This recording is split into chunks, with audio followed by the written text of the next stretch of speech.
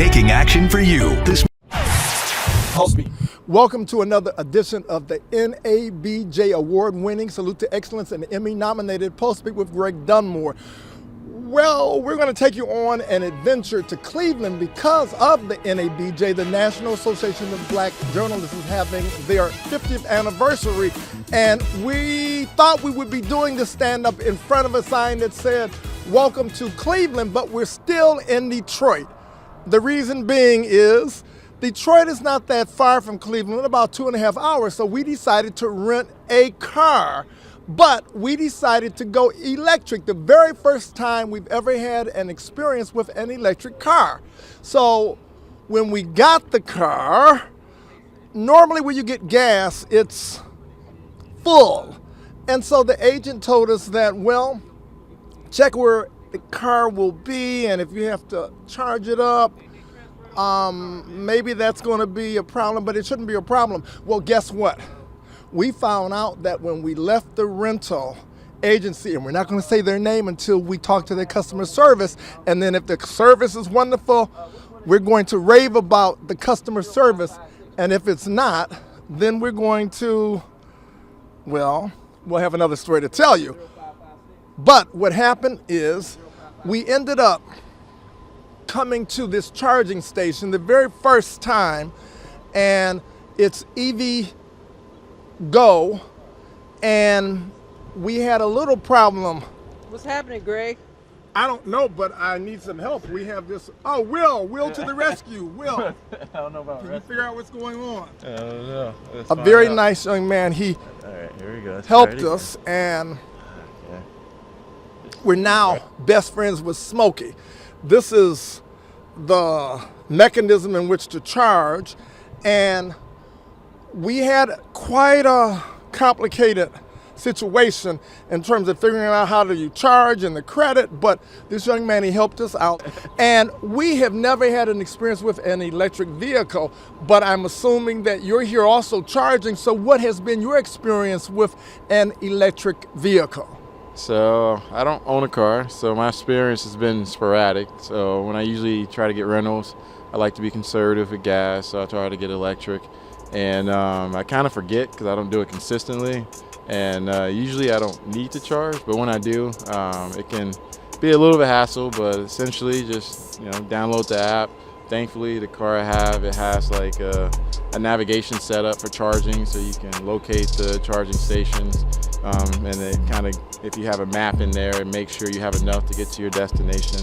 However, in my setup today, I was definitely low on getting to my final destination, so I'm here to charge up to making sure I can make it home safely without running out of charge. So now I'm seeing you have a shirt that says Michigan State University. It's like Go Green, and of course Go Blue is, it's Go what for? I'm not sure what Go Blue is, but I know Go Green. You say Go Green, they say Go White right afterwards.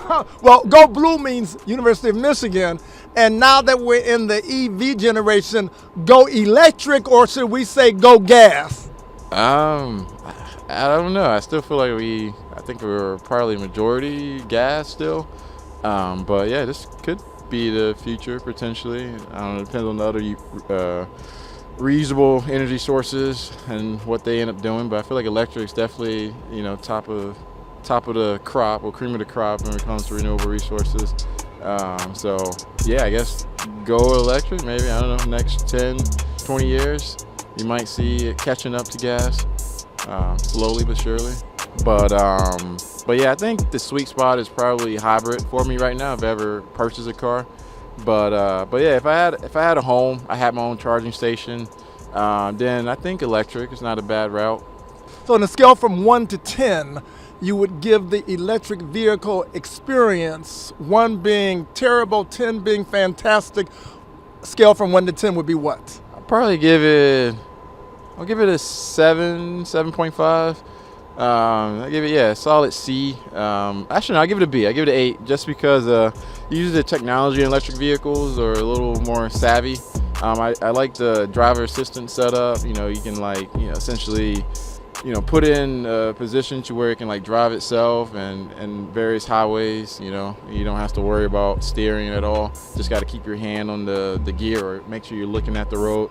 And you usually don't have that in other vehicles, unless you get the newer gas vehicles. But yeah, I do like those features. So I'll give it a solid 8.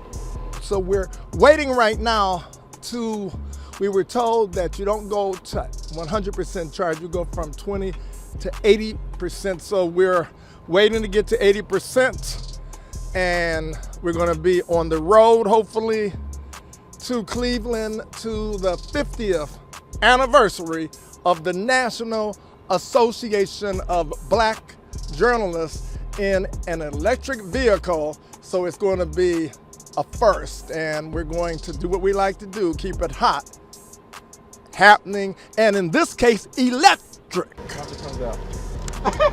Okay, so now okay, good. Do you get that? Yeah. Ah, got jeans over So here. so now you know. You like Now do I plug it in here?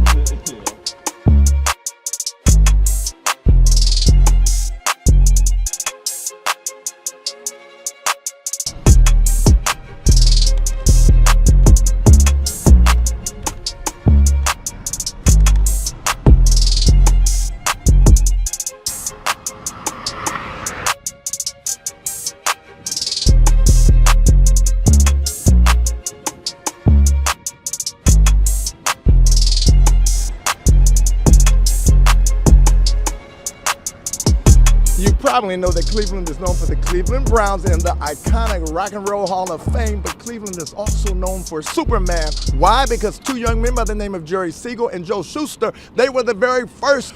They created Superman in Cleveland, and there's a tribute for Superman in downtown Cleveland. Well, I don't know a whole lot, but I know that the Superman character was created by a native Clevelander. And we have this new Superman Plaza with statuary that's very wonderful. And at the Cleveland Hopkins International Airport, there's a huge Superman exhibit that explains the history a lot better than I can. So the Superman now, the fact that it was created in Cleveland, does it make Cleveland a super city? There's so many things that make Cleveland a super city. It's just one small piece, but it's a cool piece.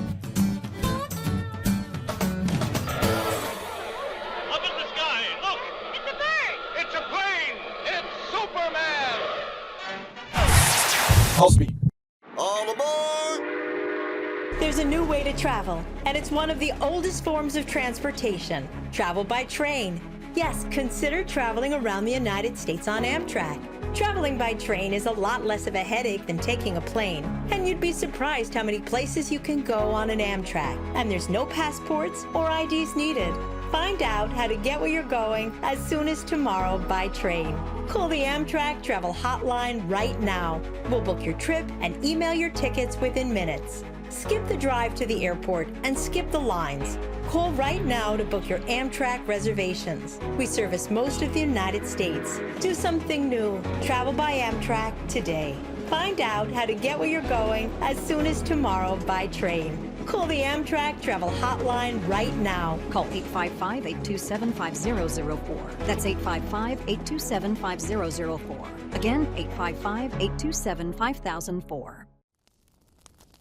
Huh, why would anybody do that? If you're paying high interest rates on your credit cards, you're burning money. We're Consolidated Credit, and we've been helping Americans for over 30 years. Let us work with your creditors to reduce your total payments by up to 50%. Lower your high interest rate credit cards and stop juggling multiple payments. We help you pay down your debt faster than you can on your own, all while saving you thousands in interest charges. Consolidate your credit card bills into one affordable payment today. You don't have to be good with money, because we are. Call 855-562-4039 for a free consultation. 855-562-4039. Call Consolidated Credit today. That's 855-562-4039. PulseBeat.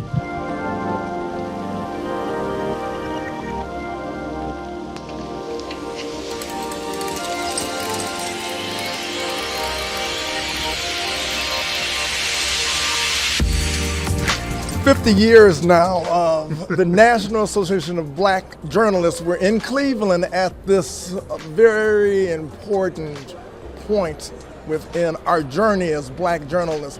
Now, we know that Black Lives Matter.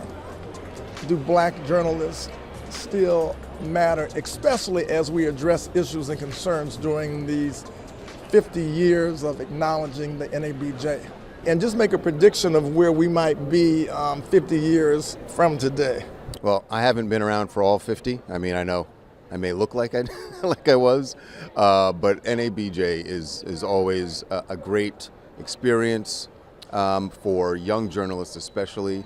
I know I have met over the years countless young journalists who have learned not just about the craft, but how to actually get where they want to be in this business from being at this event.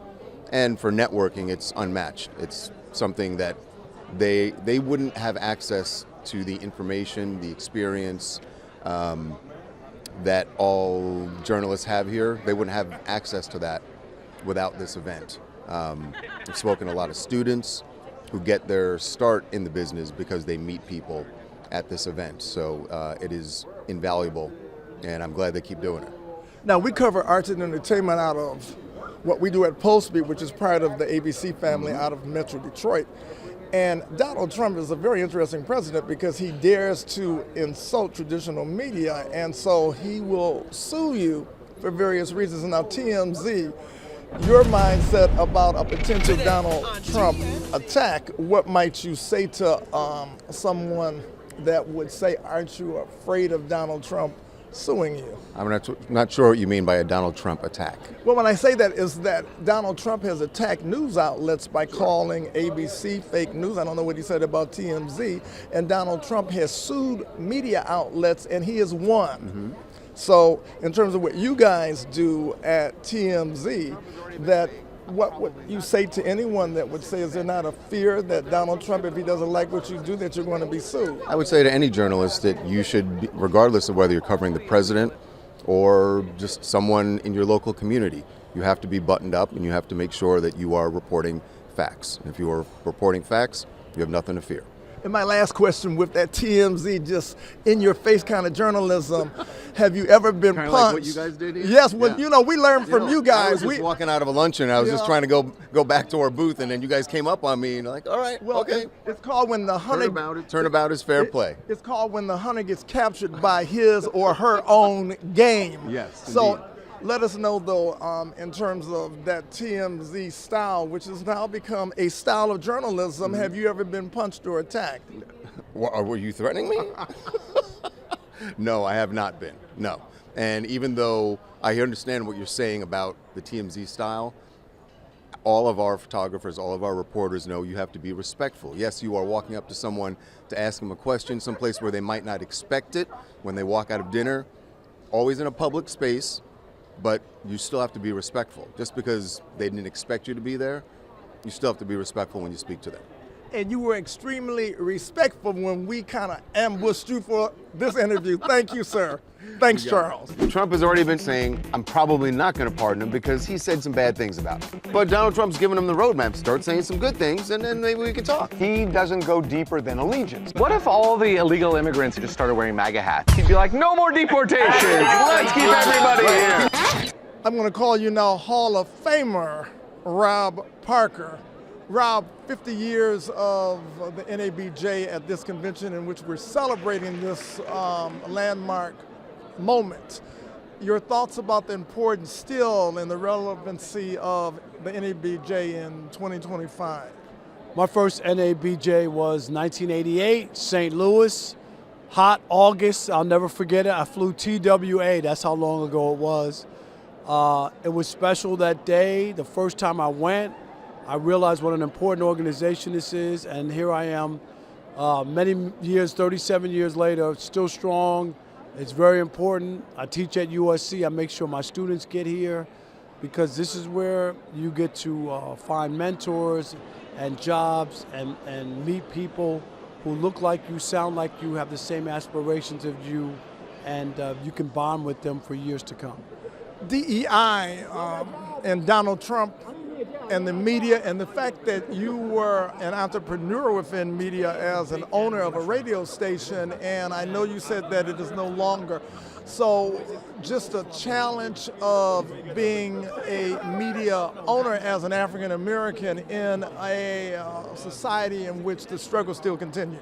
Yeah, it's tough, and it's always financial, and I'm not sure we always have the same exact financial backing that other places get. That's the hardest part, and our rope to fail is much shorter, where maybe other people might get extensions or longer times, you know what I mean? And as far as paying or whatever it is to extend in order to be successful, I think it's harder for black entrepreneurs, but I'm not shaken by it. I still believe that there's a path or an opportunity for me, so I'll continue fighting. Now, I was really curious because when I heard about you were doing a radio station and you were going to combine hip-hop with sports, I thought, wow, that's a winning combination, and I really believed that it was going to be successful. And I remember I attended a black media mail project that was sponsored by the Detroit chapter of the NABJ, and Mark Lee,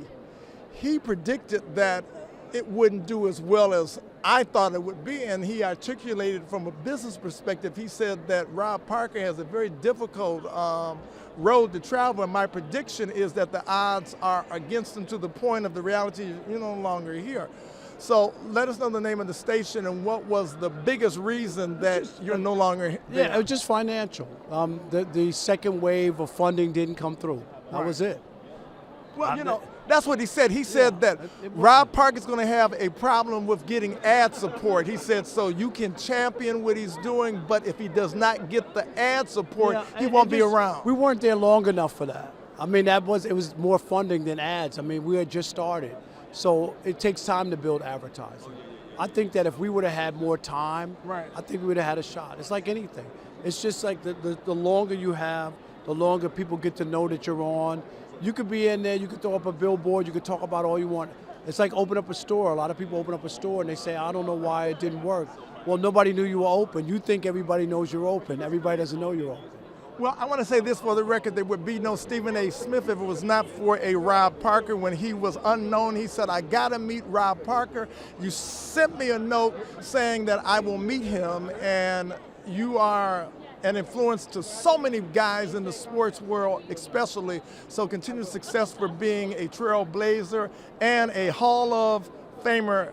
Much merited, and continued success for you. Thank you so much, and I'll continue. Check out MLBBro.com, our baseball website, celebrating 5 years of coverage of black and brown players, and I'll continue to fight. PulseBeat. Attention timeshare owners. We're offering you a way to legally get rid of your timeshare. So call right now to qualify and receive a free consultation. You can terminate your timeshare legally and permanently. Call the number on your screen today. Everybody wants cheap airfare, but where do you find it? You call low-cost airlines. That's right, call. That's the only way to get these rates. Experts are standing by 24/7 to get you the cheapest airfare and hotel rates available. Stay tuned. The best is still yet to come. PulseBeat. At 73 years, young Jayne Kennedy, a.k.a. Jayne Kennedy Overton, American television personality, actress, model, corporate spokeswoman, producer, writer, public speaker, philanthropist, and trailblazing sports broadcaster, has added yet another title to her extraordinary resume, author. With her flowing silver white hair and glowing honey-tone complexion, Jayne remains a breathtaking, sophisticated example of beauty and grace that lives across the full spectrum of black excellence. Born Jane Gill Harrison in Washington, D.C., her journey took flight early. After high school, she met Leon Isaac Kennedy, a young DJ and aspiring actor. The two married in 1971 with none other than Smokey Robinson as best man. Their paths later parted, and in 1985, Jayne married actor Bill Overton in Bermuda, beginning another beautiful chapter.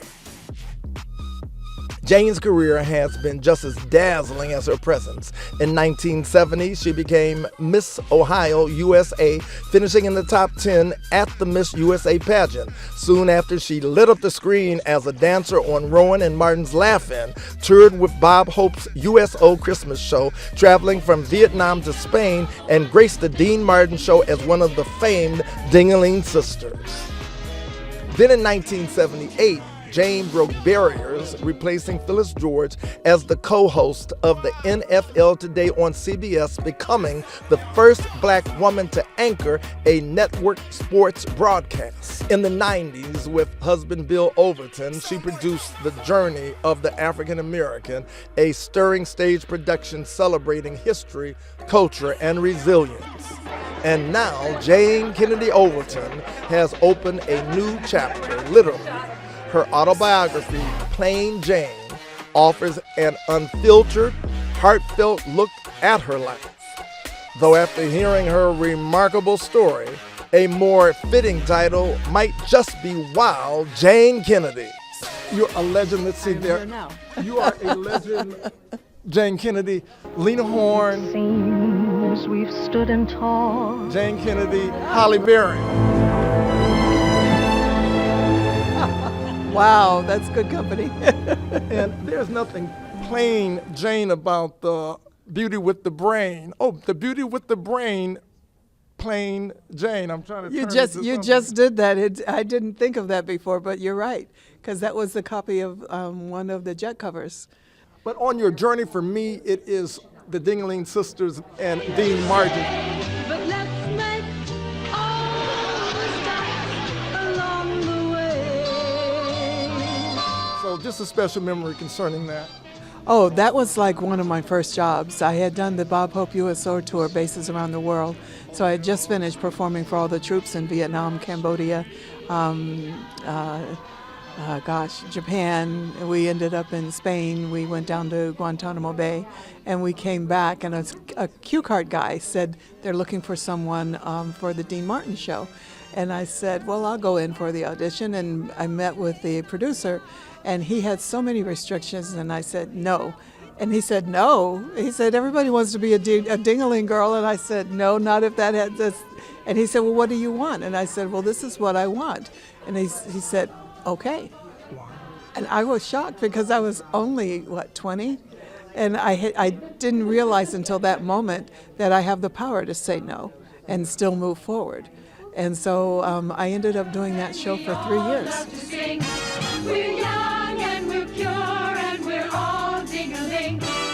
Stick around a while and you will find that whatever we are, we're more of our kind. And you were fantastic. Now, the book, Plain Jayne, can you just say something to the audience about why this book now and how can they get the book? And Audible is sponsoring this event, so say something about their ability to hear your voice as they're driving someplace wonderful. I know. I kind of anticipated, okay, I do the book, and then I'll be, going around and talking to people about the book, maybe do some TV commercials, spots on ads, etc. I never, ever thought I would do the Audible reading. And when they asked me to do that, I was blown away because I'd never done anything like that before. I've done voiceover work before, but reading my own story in my own words, and now I can add in my own voice. That was pretty huge. So I totally enjoyed that process. And then after I finished, I said, can we go back and do the first 2 chapters again? Because it took me a minute to get into it. So we did. And the vision of the book that you will hope that after people read Plain Jayne, they will know that Jayne Kennedy is? Plain Jayne. The one and only. But I wanted it to be important to young girls, to know that they can persevere, that they can face struggles and still continue, to never give up, because I never did. I had so many challenges along the way, but I kept persevering, going forward, knowing that even in the darkest times, God is still there, and something can still move you forward. It may not happen immediately, but it can happen. This took 25 years to write. And it's because I write some and then I think about it and I live some, and then I'd write again and I'd think about that and live a little bit more. And I wanted to make sure it encompassed all of my all of my children's childhood growth, because I wanted to have each of them shown as how it impacted me. So it's in 4 quarters. Initially, it was Jane Harrison, which was growing up, Jayne Kennedy, which was Hollywood, Jayne Overton, which was my family, and then Plain Jane, which was finding out who I was at my true core. But then when I got there, I realized I still wasn't done. I just kept writing. What was the most fun, though, Jayne Kennedy from Dean Martin, as an actress, as a history-making sportscaster? What was the most fun for you? I have to say, as an actress, is probably where my heart really lies, and I don't feel that I've actually done all that I could have done in that industry. I still feel that that role, that special role, has not come my way. And back in the day, it wasn't going to when I was working, because they were never going to give a black woman that opportunity.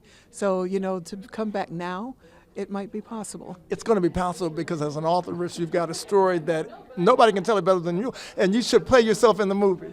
I don't know if I could be the swimsuit model on the front of Jet and Ebony anymore, but I mean, I can find I think the most fun part is going to be when we do a talent tour and we look for who's going to play Jayne Kennedy. Fantastic. Last 2 questions.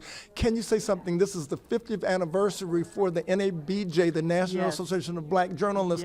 Can you just say something special about the National Association of Black Journalists, because you are also a black journalist? Yes, and the thing is to have lasted 50 years, that's huge in and of itself. So, you know, once you say that, you don't really need to say more, because the industry is looking to put us down in any way that they can.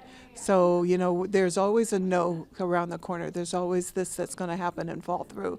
But to have persevered and still in the game at those many years is amazing. And that's why I keep saying, you know, like people say, you know, like, you know, that maybe the youth that don't know me from my latter days, you know, for the last 20 years.